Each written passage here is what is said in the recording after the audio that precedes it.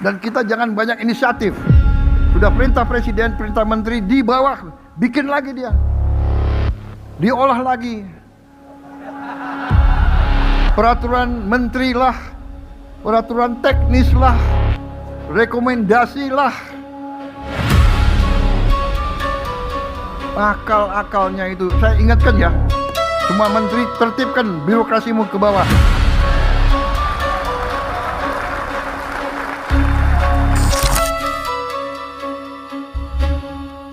Bayangin, sekelas presiden aja masih dibohongin oleh oknum pejabat di birokrasi.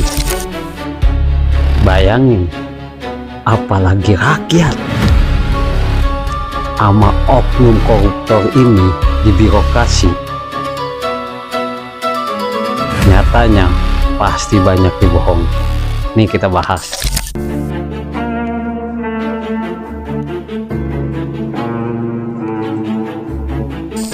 Jelaskan bagaimana birokrasi di kita, di pemerintahan kita hancur. Sekelas presiden aja masih dibohongin. Aturan presiden udah jelas bahwa bersihkan birokrasi, nepotisme, korupsi, baik di pemerintahan, lembaga pemerintahan, penegak hukum, pengawas lembaga pemerintah. Udah jelas instruksi presiden. Tapi presiden aja dibohongin, apalagi rakyat yang tidak tahu. Nggak kebayang menjamurnya korupsi di tanah air kita ini. Sekarang gue pengen ngebahas soal apa itu manajemen risiko itu di swasta, apa itu manajemen perusahaan itu di swasta juga.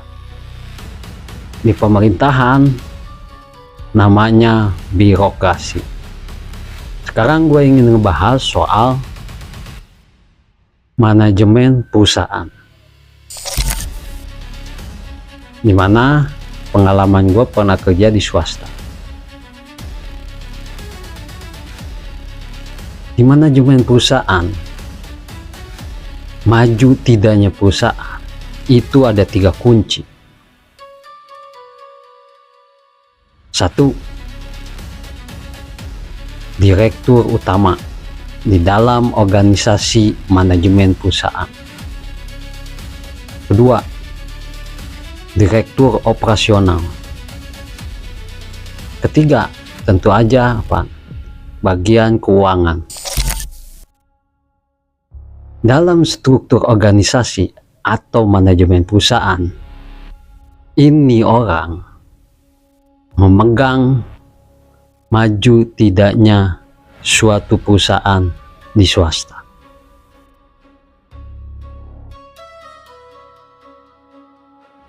Ketika seseorang mendapatkan jabatan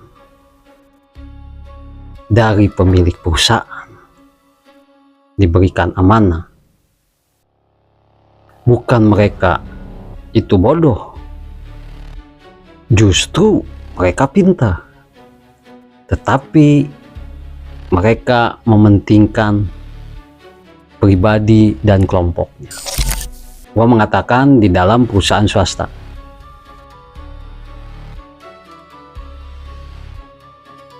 Karena apaan?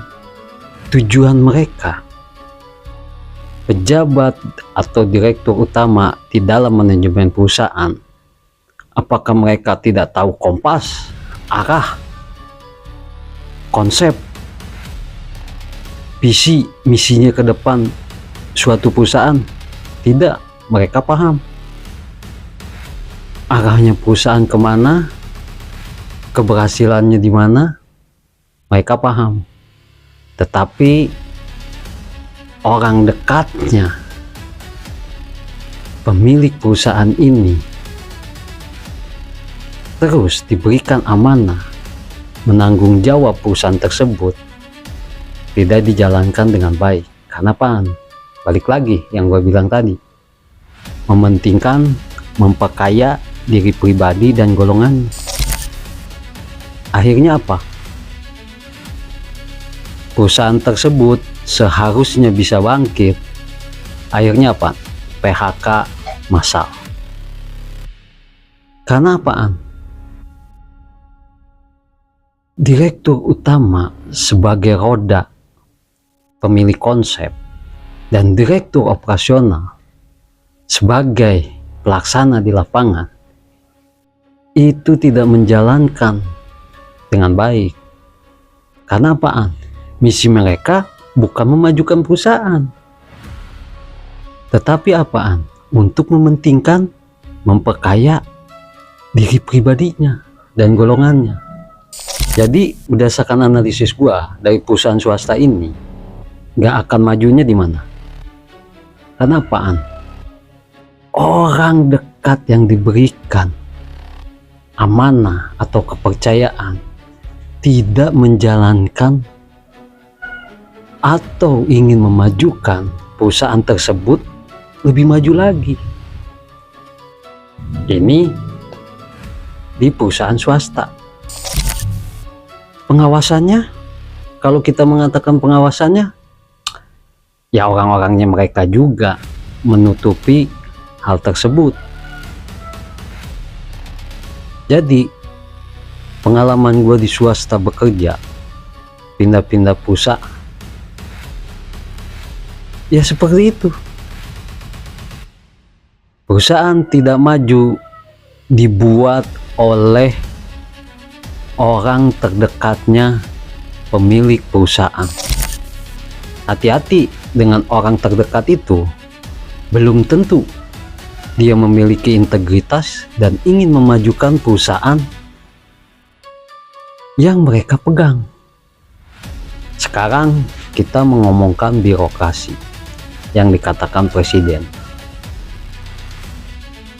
Aturan presiden jelas, arah apa? Untuk mensejahterakan rakyat. Tetapi di bawahnya yang diberikan kepercayaannya atau orang terdekatnya presiden menjalankan birokrasi tersebut dengan tidak amanah. Peraturannya lah dirubah, dipersulit. Dipersulit buat apa? Ya ujung-ujungnya apa? Korupsi, mementingkan apa? Diri pribadi dan kelompoknya yang ada di birokrasi tersebut. Inilah oknum pejabat yang mementingkan diri pribadi dan golongannya untuk apaan? Untuk korupsi.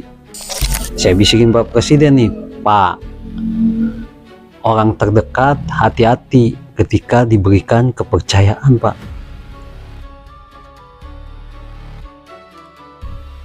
Lembaga penegak hukum seperti KPK banyak sosialisasi terkait integritas pejabat baik di kementerian dan lembaga.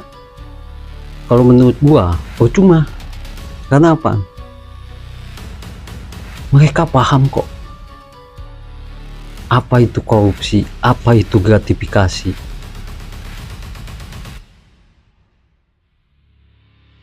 Terus kenapa korupsi masih ada?